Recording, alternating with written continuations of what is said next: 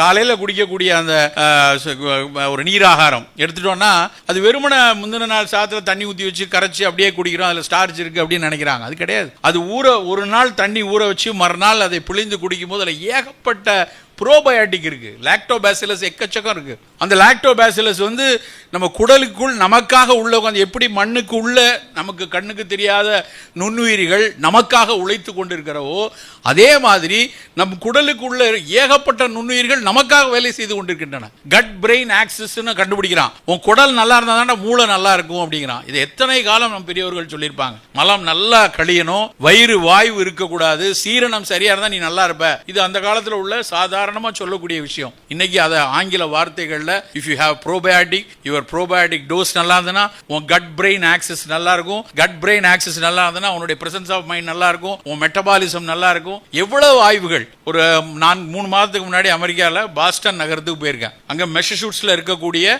மருத்துவத்துறையினுடைய மாபெரும் ஆய்வுகள் எல்லாம் நடக்கிற இடத்துல ஒரு தமிழ் பேராசிரியர் 2 பேர், அவங்க கணவன் மனைவி 2 பேர் இங்க இருந்து படிச்சு போனவங்க. அங்க மிகப்பெரிய ஆய்வு அறிஞர்களாக இருக்காங்க. என்ன ஆய்வு பண்ணி கொண்டிருக்கிறார்கள் அப்படின்னா, சார் உங்க சப்ஜெக்ட் தான் பண்ணிட்டு இருக்கேன். அவ்வளவு ஆனந்தமா என்கிட்ட பேசிட்டு இருந்தார். சார் என்னென்ன உணவுல எல்லாம் எப்படியான ப்ரோபயோட்டிக் இருக்கு, ஆப்பத்துல எப்படி ப்ரோபயோட்டிக் இருக்கு, பழஞ்சோறுல என்ன ப்ரோபயோட்டிக் இருக்கு, தோசை மாவுல என்ன ப்ரோபயோட்டிக் வருது, புளிக்கிற வைக்கக்கூடிய எல்லாத்துலயும் கல்லுல, தென்னங்கல்லுல, பனங்கல்லுல எல்லாத்துலயும் என்ன ப்ரோபயோட்டிக் இருக்குன்னு ஆராய்ச்சி செய்து கொண்டிருக்கிறார்.